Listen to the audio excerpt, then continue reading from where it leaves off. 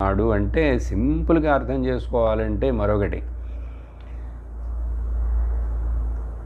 నేను సరి అయిన జీవితాన్ని నడుపుతున్నాను, అర్థవంతమైన జీవితాన్ని నడుపుతున్నాను, జ్ఞానము బుద్ధితోటి విచక్షణతోటి జీవితాన్ని గడుపుతున్నాను అని అంటే, if I'm really leading my life as real life, ఏమిటి దానికి చిహ్నం గుర్తు? ఇక్కడ ఇన్ని చెప్తున్నారు, స్థితప్రజ్ఞుడని.